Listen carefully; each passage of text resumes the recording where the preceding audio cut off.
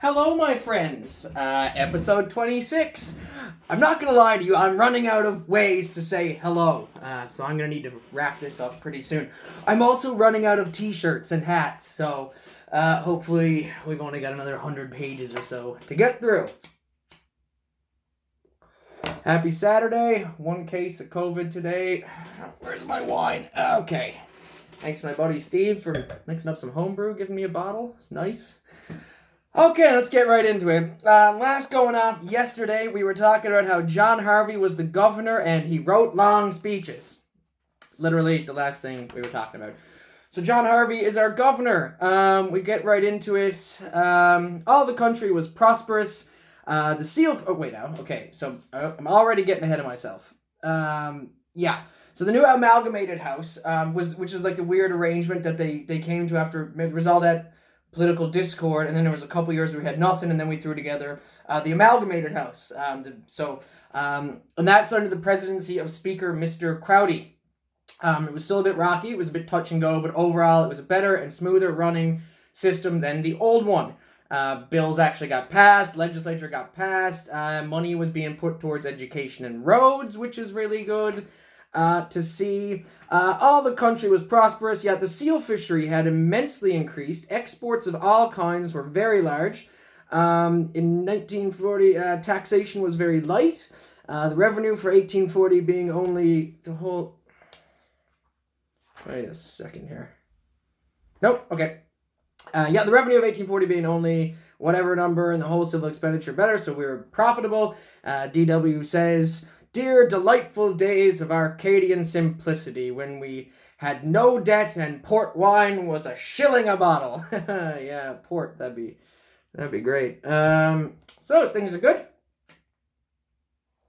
We're investing money into roads, we're investing money into education, we've stopped most of our political fighting. I don't think there's a whole lot of religious sectarian shit going on.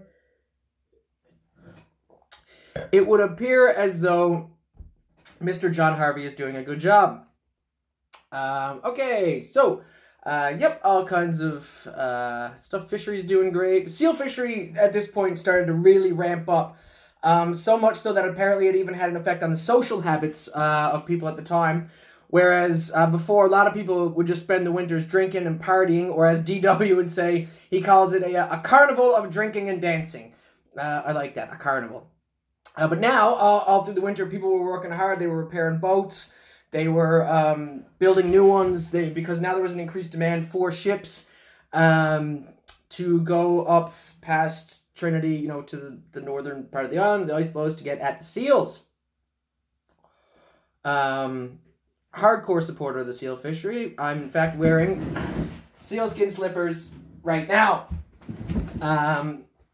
So now that people were, they were there. So they stopped drinking and dancing. They went back to shipbuilding, which is good. It means there's more industry here on the island, staying here on the island. There's less work for that crowd up in fucking Devonshire to be able to do. This also put a lot more importance on our outport communities again, where things are starting to, and there's that emphasis on agriculture, which is important. Now there's more of an emphasis on outport communities. Think Trinity, Bonavista, Twillingate, maybe not necessarily Trinity, Fogo Island, places like that. Think up that area. Effects of the seal fishery, here on page 351. The effect of the seal fishery was to add materially to the wealth of various settlements where it was carried on. First of all, there was the building of the ships, as prior to about the 40s, when Conception Bay merchants began buying all the slop-built vessels from the provinces. Nearly every vessel in the seal fishery was native built, not by indigenous populations, but built here as opposed to built over in England somewhere for war or whatever. So they were half shit.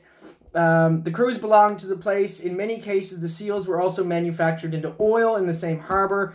Twillingate, Fogo, Greenspond, Trinity, besides the Conception Bay ports, had vats for the seal oil.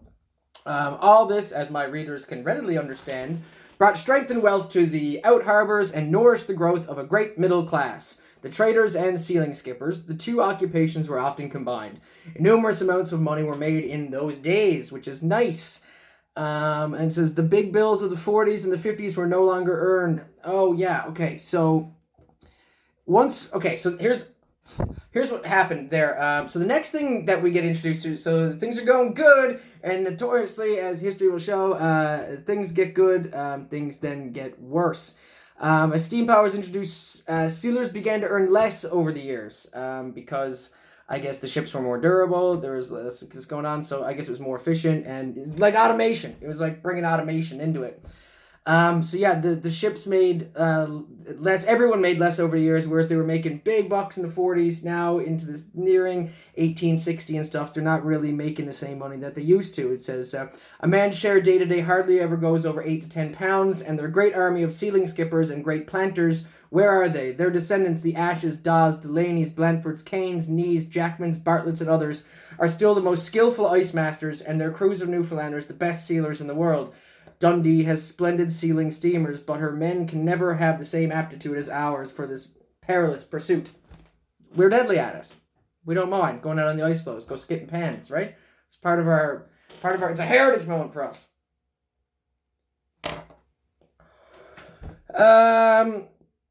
Jumping forward, so with the sealing, the effect of the seal fishery. When Mr. Walter Grieve sent the first sealing steamer, whoever Walter was, he owned a steamboat.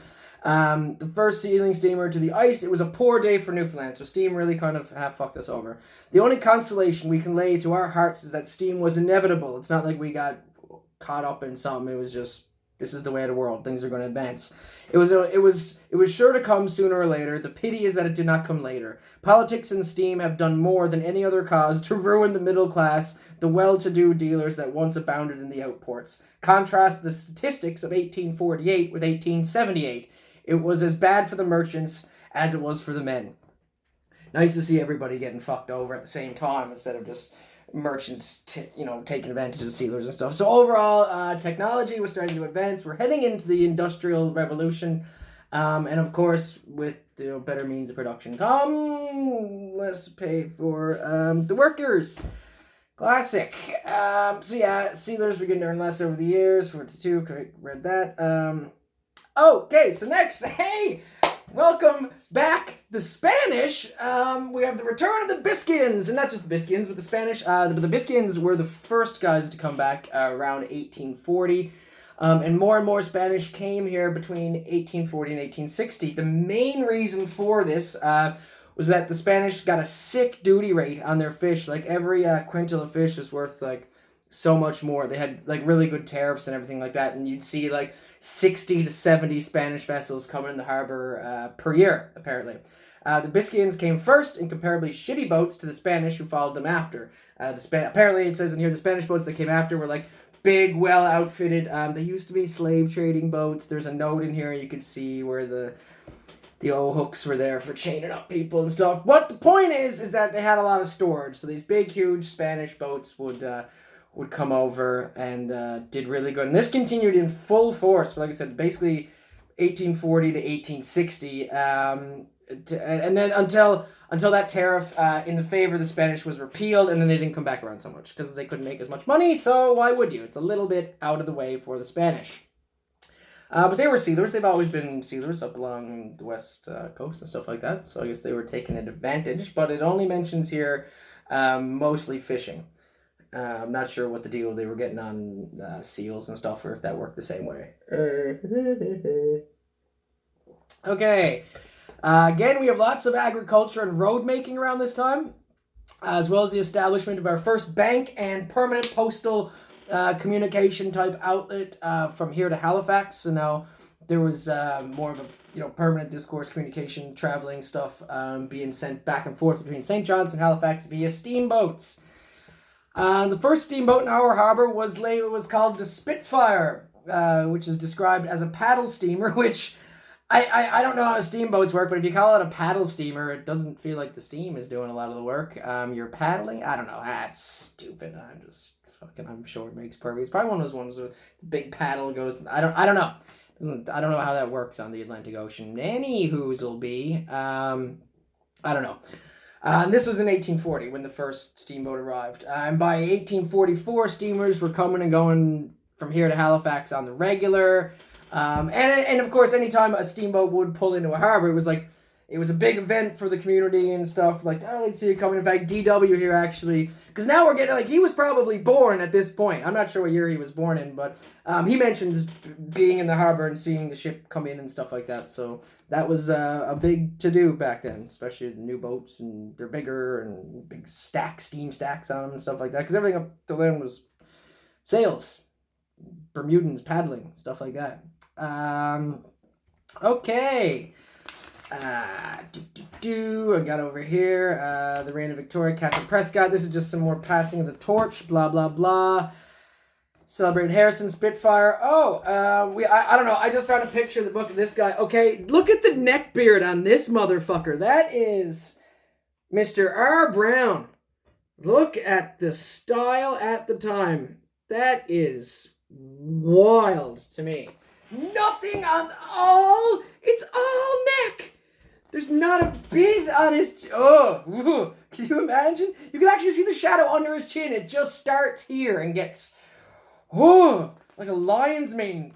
Bald. Anyway, just neck beard alert. I thought you deserved that. The Amalgamated House. So we were talking about that at the beginning. The Amalgamated House lasted all through Sir John Harvey's administration. It worked far more harmoniously than the first house, which was the last couple episodes. A glance at its composition will show us that it contained nearly all the best and most able men in the colony.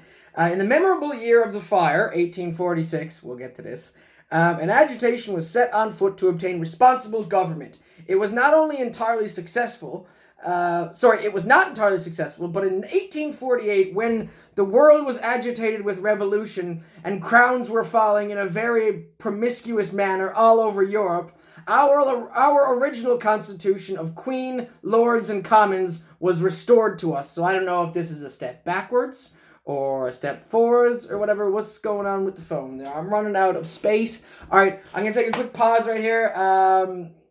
This might be an awkward 4 or 5 part thing, depending on the way I've got to chop up this stupid video, but I'll be back in a second. Hold tight. Word from our non-existent sponsor.